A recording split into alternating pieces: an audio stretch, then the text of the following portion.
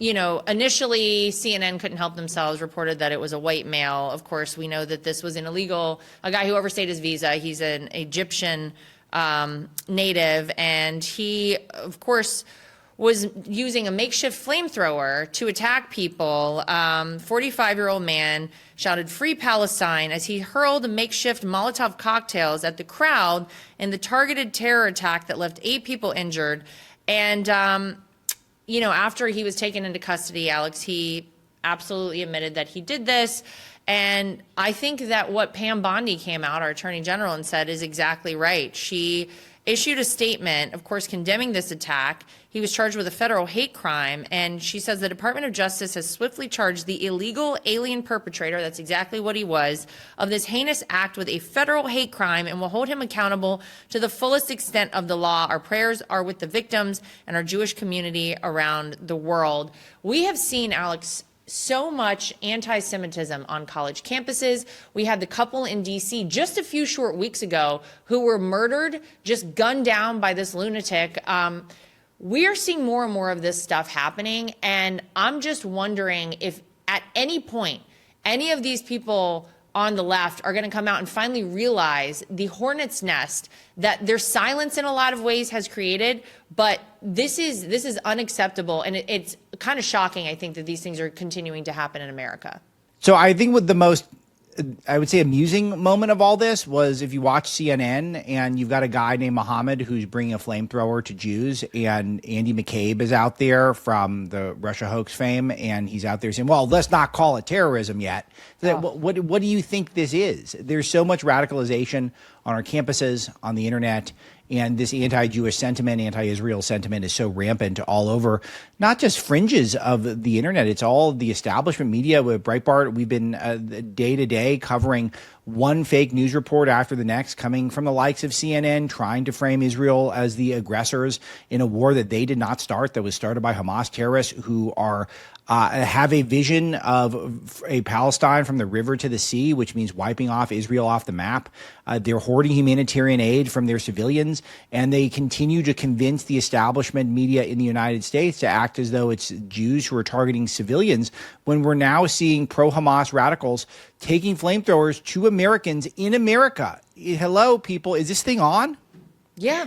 No, Alex, exactly right. I just if you rewind to a year ago, I think you tell people that these sort of things would escalate in America. I mean, we're so often, Reagan, removed from so much of it. We're so lucky to live in this country because of that. You see the situation going on over in the Middle East, and a lot of Americans look at that and they say, well, that doesn't impact us. That's over there. It's not going to come here. We're okay here. We're not okay here anymore because these things are coming to American soil. They're happening right now. And I mean, look, there's enough blame to go around. Of course, President Trump says, well, look, Joe Biden had the border wide open, and this guy overstayed his visa. There are a lot of these people who have, terrorist intentions who are coming to America, who've been in America now for years, thanks to Biden and his weak border policies. But you can't allow these things to happen. I'm so happy we have an attorney general who is going to ensure that this person is held accountable. But maybe the damage is already done, because I don't know that this will be the end of it. It seems like these are kind of copycat type of things.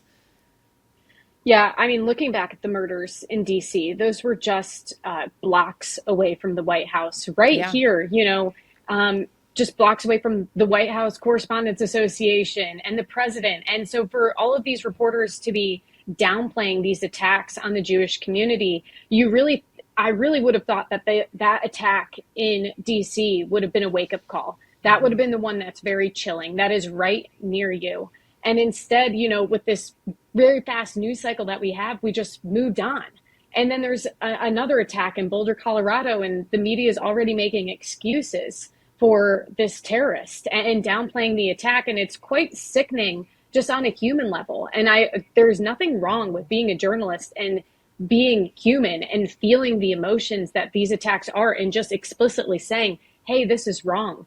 One thing I do want to bring to your attention is in Colorado, just a month before, they passed sanctuary city protections for illegal immigrants. A month before this attack and then this terrorist attack, he is a illegal immigrant. And so that's something I plan on, as a White House correspondent, asking the administration about what their thoughts are on that, how they plan on, targeting maybe these sanctuary cities and going after them and putting an end to that.